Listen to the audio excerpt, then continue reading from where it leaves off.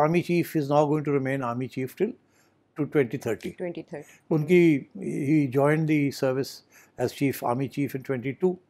तो उनको पहले 3 साल मिले जी फिर उसके बाद उनको कहा गया कि 5 साल हो जाएंगे जी फिर अब ये कहा गया कि कंकरेंटली 5 साल चलेंगे फ्रॉम टुडेज डेट। तो इसका मतलब है इस तरीके से वो पहुंच गए हैं 2030 तक। CDF जब बन जाएगी जी तो उसके बाद अपॉइंटमेंट स्ट्रेटेजिक कमांड की जी वो करेंगे तो recommendation on the prime army chief ही करेंगे जी मगर उनकी रिकमेंडेशन प्राइम मिनिस्टर पे जाएगी एंड सो ऑन। तो वो सवाल ये है कि जी वो किस फोर्स से होंगे एंड ये वो इस किस्म की चीज़ें। दूसरी बात ये है कि मेरा ख्याल है कि इस किस्म के जो नेशनल सिक्योरिटी इश्यूज होते हैं ना आयशा, वो पब्लिक में नहीं लाए जाते। बस ये काफ़ी है कि जी नोटिफिकेशन आ गया और ये सब कुछ हो गया। मेरा ख्याल है नोटिफिकेशन डिले इसलिए हो रहा था कि इनमें से कुछ ऐसे इश्यूज थे जो इंटरनली रिजॉल्व हो रहे थे। अच्छा तो वो अगले जो 3-2 आने हैं फ्रॉम द अदर फोर्सेस उनको भी अपॉइंट तो ये नहीं कर सकेंगे, अपॉइंट तो करेगा प्राइम मिनिस्टर। बट जाहिर होगा इन्फ्लुएंस करने की जरूरत होगी। उस वक्त तक बहुत कुछ सीख भी लिया होगा। अच्छा आपने कहा कि ये काम हो रहा था जिसकी वजह से डिले था, तो ऐसे में फिर एक फेक नोटिफिकेशन आना और फिर उस पर ख़बर बन जाना, बहुत सी ऐसी चीज़ें हुई हैं जिन्होंने तक़वियत दी है कि सिविल मिलिट्री में कोई ना कोई तनाव ज़रूर है। नवाज शरीफ कोई डिमांड कर रहे हैं, वो अपना बंदा चाहते हैं इस पोजीशन पे, ये कहाँ से आई खबरें? क्या ये सही है कि मियाँ नवाज शरीफ अड़ गए हैं किसी चीज़ के ऊपर? इस वक्त Imran Khan is a serious problem for everyone. यही अगला प्राइम मिनिस्टर बनेंगी। सेठ साहब, नंबर ऑफ़ इशूज़ इस एक हफ्ते में बहुत कुछ हो गया और इतने अभाम थे, इतनी कयासराइयाँ थी, इतनी अफवाहें थी और उनका दायरा इतना फैला कि उसमें वो सब भी आ गए जो इससे पहले गुमनाम थे, नामालूम थे या डिस्कस नहीं होते थे। फॉर एग्जांपल नवाज शरीफ साहब। अच्छा, नंबर ऑफ़ इश्यूज़ हैं जो आज हम डिस्कस करने जा रहे हैं, लेकिन मेरा ख्याल है कि सब ये जानना चाहेंगे कि आखिर हुआ क्या और ताख़ीर क्यों हुई। आपका तज्ज़िया इस पर क्या कहता है? पहले तो ये कि नोटिफिकेशन आ नहीं रहा था, सबने बताया अपनी अपनी भांत भांत की बोलियां कि क्यों नहीं आ रहा। उसके बाद वो आ गया तो उसके मीनिंग क्या हैं, और जो स्पेक्युलेट किया जा रहा है बड़े पैमाने पर कि एक शख्स की वजह से रुका क्योंकि उसके कुछ मुतालबात थे, जबकि दूसरी तरफ ये कह रही है कि कुछ और ऐसे मामलात थे डेप्थ में जिनकी वजह से ये रुका। तो सिर्फ साहब, उसमें जैसे दोनों तरफ मुख्तलिफ बातें की जा रही थी, पीटीआई के ट्रोल्स कोई और वर्जन चला रहे थे और बताया जा रहा था कि नोटिफिकेशन में डिले क्यों आ रहा है। आपसे मैंने पिछले हफ्ते पूछा कि कितनी देर अंदाज़न, तो आपने क्या जवाब दिया था? आपको लगता है कितना और इंतज़ार? मेरा ख्याल है 1 आध दिन में हो जाएगा। उसके बाद से रावी सब चैन लिखेगा या बदमज़गी इसकी तवालत इख्तियार कर सकती है, ये सरायत? हाँ, ये होना नहीं चाहिए था, इसको सही टाइम पे इसको करना चाहिए था। दे हैड द टाइम, हफ्ता था इनके पास। क्या कर रहे थे लॉ मिनिस्ट्री वाले लोग? ठीक, 30 तारीख को आपने ये कहा और 4 तारीख को नोटिफिकेशन आया, 1-2 दिन के बजाय 3-4 दिन लग गए, तो क्या वजह थी? पहली बात तो ये है कि मैंने क्यों कहा कि 1 आध दिन में हो जाएगा। हाँ, और फिर 3-4 दिन कैसे लगे? 3 दिन लग गए। तो 1 आध दिन, 1-2 दिन और 3-4 में कोई फ़र्क नहीं है।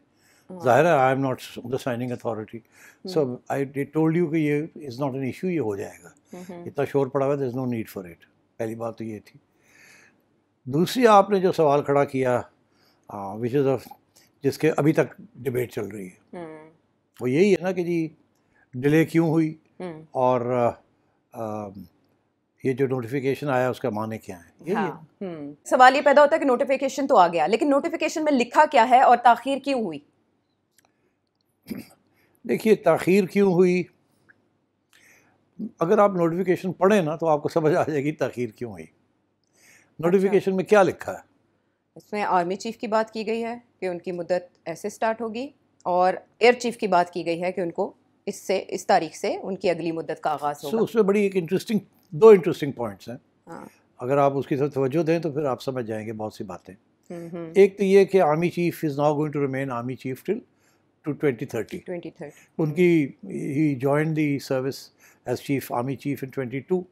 तो उनको पहले 3 साल मिले जी, फिर उसके बाद उनको कहा गया कि 5 साल हो जाएंगे। फिर अब ये कहा गया कि कंकरेंटली 5 साल चलेंगे from today's date.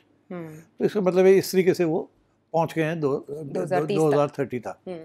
Air chief जो हैं उनकी अपॉइंटमेंट एज एयर चीफ हुई थी 2021 में, मेरा ख्याल है 2021 में जी। अच्छा, जब वो 2021 में हुई थी तो 3 साल के लिए हुई थी।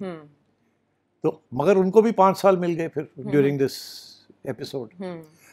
तो वो जब वो 2026 तक चले जाते हैं जी।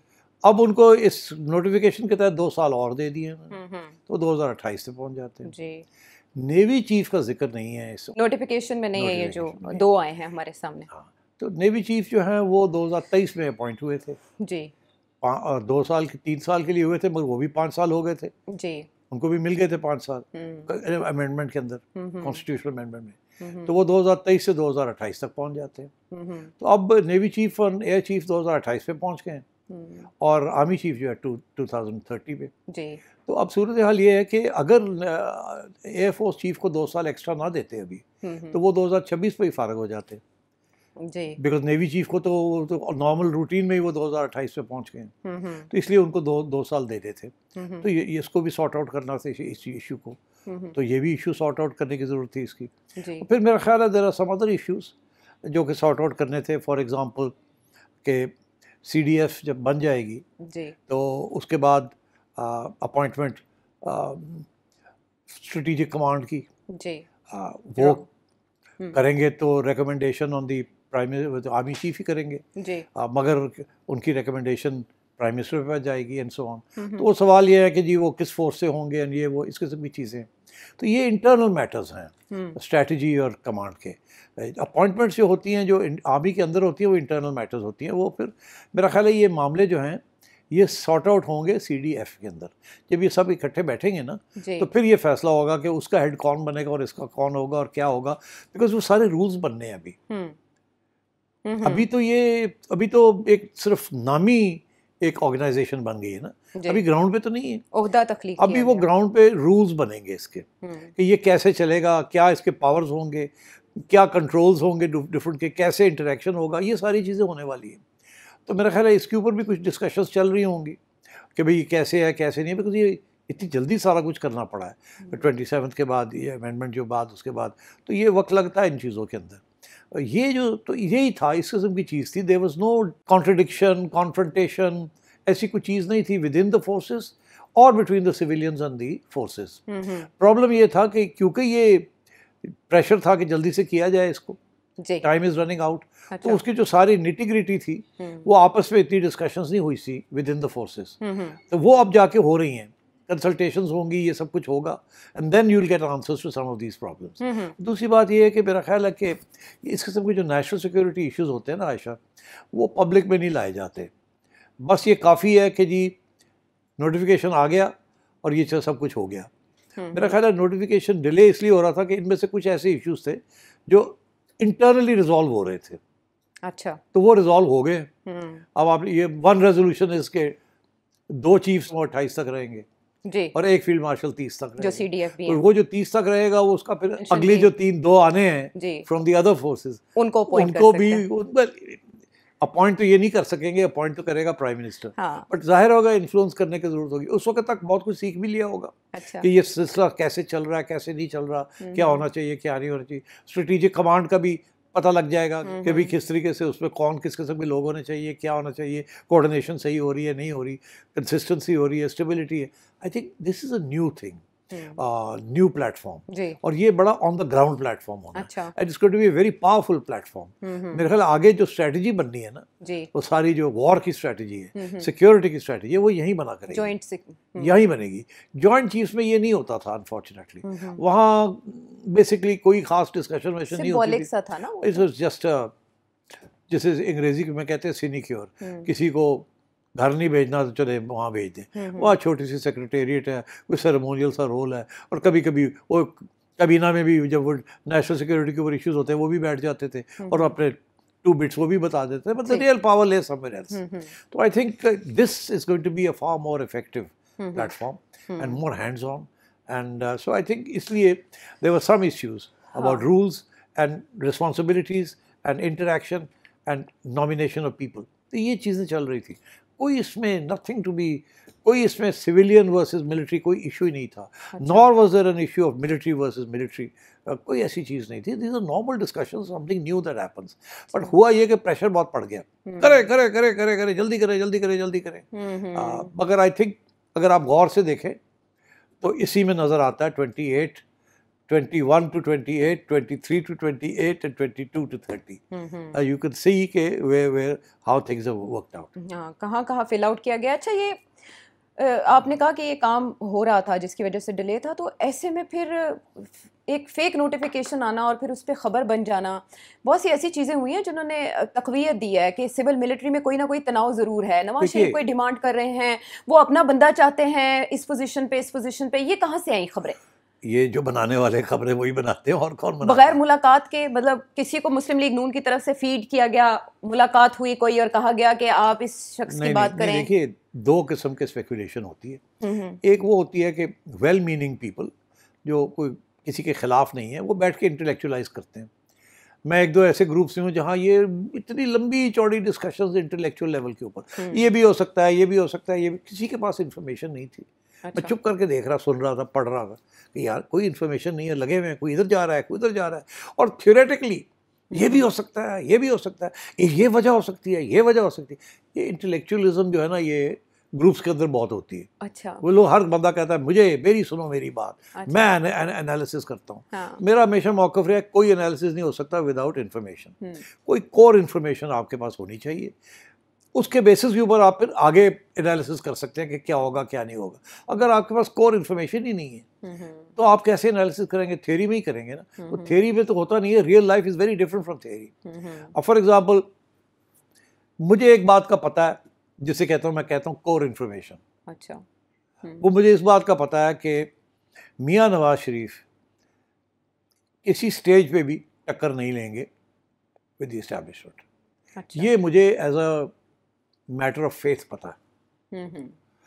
जब ये मुझे पता है तो फिर मैं इससे आगे जब प्रोजेक्शन करता हूँ तो मैं सोचता हूँ कि क्या ये सही है कि मियाँ नवाज शरीफ अड़ गए हैं किसी चीज़ के ऊपर। मैं कहता हूँ ये हो ही नहीं सकता। अच्छा। अगर नहीं हो सकता तो फिर क्या हो, क्या ये हो क्या रहा है, वहाँ से चलते हैं। कुछ लोग समझते हैं कि नहीं, नवाज शरीफ का ट्रैक रिकॉर्ड है, वो तो अड़ जाता है, इस दफ़ा फिर अड़ गया होगा। जब ऐसी बात है, और ये हमेशा सिविल मिलिट्री ही होता है, विद इन सिविलियंस जो होता है वो तो समझ आ जाती है, विद इन मिलिट्री जो होता है वो भी कभी कभी समझ आ जाती है, कभी नहीं होती जी। मगर आजकल के हालात के अंदर to talk about something within the military it's not on. ये इस वक्त these issues become national security issues. अच्छा, तो अब मुझे इस बात का पता है कि मियाँ साहब किसी सूरत में भी कोई ऐसा डिमांड नहीं करेंगे जो कि फिर इस्टेब्लिशमेंट को कंसीड करना पड़ेगा या रिजेक्ट करना पड़ेगा। ऐसी चीज़ नहीं होगी। There is too much at stake. इस वक्त Imran Khan is a serious problem for everyone, number one. Number two, confirmed है कि मियाँ साहब आप प्राइम मिनिस्टर नहीं बन सकते। अच्छा। तीसरी चीज़ कंफर्म्ड है कि अगर सिलसिला ऐसे ही चला तो या शहबाज शरीफ साहब या मरियम नवाज यही अगला प्राइम मिनिस्टर बनेंगी जब वक्त आएगा। अच्छा। ये अभी तक जो सिचुएशन चल रही है, जो अजम्पशंस हैं, मगर वन इज़ अ पक्का अजम्पशन, वो ये कि मियाँ साहब इसको इस शिप को डिस्टेबलाइज नहीं करेंगे। There is too much at stake for him. तो इसलिए आई थिंक ये ज़रूर है कि खबरें आई थी। मैंने भी एक स्टेज पे एक खबर दी थी जो कि 6 माह के बाद वो घूम रही है अब। कौन सी? आपको याद होगा कि आप किसी वक्त मैंने ये कहा था कि वो एक्स DG ISI के बारे में बात हुई थी, नदीम अंजुम साहब। हाँ, तो मैंने कहा था कुछ NSA की बात हो रही थी। हाँ। तो मैंने कहा कि हाँ, वो कुछ अफवाहें चल रही हैं कि मियाँ साहब ये चाहते हैं कि नदीम अंजुम साहब जो हैं वो NSA रिटायरमेंट के बाद उनको NSA लगाया जाए। तो मैंने कहा मगर ये नहीं होगा, आई डोंट थिंक ये होगा। इससे ज़्यादा मैंने बात नहीं की थी। मेरा कहने का ये मतलब था, आई डोंट थिंक ये होगा। क्यों? क्योंकि आर्मी चीफ नहीं चाहेंगे कि ये हो, और वही हुआ। फिर उन्होंने जब वक्त आया NSA लगाने का तो उन्होंने अपने DG ISI को ही NSA लगा दिया। आसिम मलिक साहब भी आसिम मलिक साहब को लगा दिया, ठीक, because he is very comfortable with him and he played a major role in bringing Donald Trump online. तो ये तो इट मेड सेंस। मगर क्यों मियाँ साहब क्यों चाहते थे, या ख्वाहिश थी या रिक्वेस्ट थी कि कंसिडर कर लें नदीम अंजुम को भी, क्योंकि वो नज़र आए थे मियाँ साहब के घर बैठे हुए उनके साथ शादी ब्याह के मौके पे, और लोगों ने कहा यार ये एक्स DG ISI मियाँ साहब के साथ बैठे हुए हैं, इधर भी बैठे हुए हैं, उधर भी बैठे हुए हैं, ये बड़ी तल्लकात है इनके, इसका मतलब है कि बड़े करीब हो गए हैं, इसका मतलब है कि मियाँ साहब पुश कर रहे हैं इसको। मैं ये समझता हूँ कि ख्वाहिश होती है कि यार अगर साड़ा बंदा जड़ा लग जाए तो कंफर्ट लेवल ज़्यादा होगा। मगर at the end of the day जब फैसला हुआ कि नहीं हमने किसी और को लगाना है, तो आई थिंक मियाँ साहब वुड हैव शक्ड हिज शोल्डर्स, और मैं तो कोशिश की थी पर नहीं होया था, नहीं होया। तो फिर कौन सी साइड प्रिवेल की इन शॉर्ट? तो ये इसलिए मैंने किसी स्टेज पे ये यकीन नहीं किया कि इसमें vice chief of army staff का कोई इशू है, DGISI का कोई इशू है, या आगे जो स्ट्रेटेजिक कमांड का जो बंदा बनना है उसका कोई इशू है, या NSA का कोई इशू है। बिकॉज देखिए ना आसिम मलिक साहब या वो रिटायर होके किसी फौजी फर्टिलाइजर या फौजी फाउंडेशन में चले जाएंगे, या वो NSA रहेंगे, he'll be reinstated as NSA। तो मतलब है कि मैंने ये कभी नहीं, it never mattered to me. Right. मेरा हमेशा ये ख्याल था कि ये ऐसे इश्यूज हैं which are not matter for discussion. ये चीज लाइक फॉर एग्जांपल क्या हम डिस्कस करते हैं जब कोर कमांडर्स इधर से उधर होते हैं या प्रमोशंस होती हैं, क्या हम लोग बैठ के शुरू हो जाते हैं कि जी वो आयशा को मेजर जनरल से जनरल लगा दिया है, लेफ्टिनेंट जनरल बना दिया है, मगर सेठी को रहने दिया है, वो बाईपास हो गए हैं, हाँ। वो अब रिज़ाइन करेंगे या रहेंगे, या उनको खुदे लाइन लगा दी। ये चीज़ें नहीं हम discuss, these are armies internal matters, ये कहीं भी नहीं होता ऐसे। तो ये भी जो चीज़ें इस वक्त कुछ नई डेवलपमेंट्स हो रही हैं, these are all armed forces internal matters. और मैं आपको एक बात बता दूँ, whatever the armed forces as a collective entity in sitting inside the CDF, जो भी वहाँ फैसले होंगे they will be acceptable to the civilians। उसमें किसी किस्म की दरार नहीं होगी, किसी किस्म की कोई इशू नहीं होगा।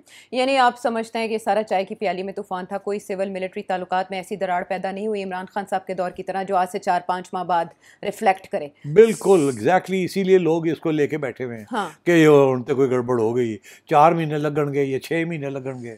ये मैं सुन रहा हूँ एनालिसिस कि जी बस अब तो हो गया कुछ ना कुछ, किसी न किसी स्टेज पे ये उभरेगा और फटेगा और ये होगा और वो होगा। I don't think so. But you said somebody has to pay the price. Law ministry में इसको हम समझें कि पहले चीज़ें नहीं देखी गई और एंड टाइम पे देखी गई। नवंबर का तो सबको पता था कि क्या मेरा अब ख्याल है कि somebody has to pay the price। I thought कि इस वक्त के शायद लॉ मिनिस्ट्री की तरफ से कोई कोताही हुई है in drafting some of these things, but my information is that they were waiting for अच्छा। the information कि क्या करना है।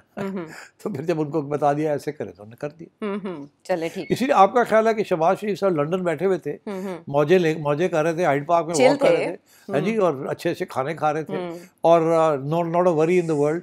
आपका ख्याल है कि इस किस्म की कोई चीज़ होती तो वो लंदन जाके बैठ जाते? यहाँ तो होता ना कि मियाँ साहब, बड़े मियाँ साहब भी वहाँ बैठे होते और खुसफुस कर रहे होते, कंस्पिरेसीज हो रही होती, तो फिर तो वो मियाँ साहब ऐसे बैठे हैं और शहबाज साहब अकेले हैं वहाँ जी। तो मतलब है कि कोई साजिश तो नहीं हो रही थी ना। तो वो रिलैक्स कर रहे थे कि जब कहेंगे कि जी ठीक है जी ऐसा तो नोटिफिकेशन कर दो, उसी कुकी मार देंगे। तो वही हुआ, वो आए उन्होंने कुकी मार दी। हाँ। जब तैयारी होगी सब चीज़ की। हाँ। लेकिन सेठ साहब आपको नहीं लगता कि इंफॉर्मेशन वॉरफेयर में इतने अरसे डिले की वजह से बहुत ज़्यादा तकवीयत पकड़ गई, ऐसी बातें जिनका सिरे से वजूद ही नहीं था, तो हुकूमत को उनको कम से कम कंट्रोल करना चाहिए था एट दैट टाइम, रबिश करना चाहिए था जैसे जैसे कोई बात हो रही थी? नहीं देखिए, हुआ प्रॉबली क्या हुआ कि जिन्होंने ये फैसला किया 27 जल्दी करना है, 27 अमेंडमेंट जल्दी करना है। और वो जल्दी करते करते सारा टाइम सबको उधर ही लग गया। ओके। और फिर बाद में और सीडीएफ बन गई। अब ये था कि सीडीएफ बन गई है तो नवंबर चढ़ गया ऊपर, तो वो तो जल्दी करो कुछ। जब तो सारा तो ये उस वक्त कोई भी सोच नहीं रहा था कि क्या क्या करना पड़ेगा और क्या क्या इश्यूज बन सकते हैं। ओके। और वो इश्यूज जो बने और जो जिस तरीके से रिजॉल्व हुए हो गए ना 28 and 30 जी। और उसमें इलेक्शन भी डालें 2029 सेठी साहब ने बताया कि इसके पेश नज़र क्या था या आने वाले दिनों में क्या हो सकता है। बहुत इंटरेस्टिंग कहानी है, लेकिन कम से कम इसमें वो नहीं है जो स्पेक्युलेट किया गया सोशल मीडिया के ऊपर। वापस आते हैं एक ब्रेक के बाद।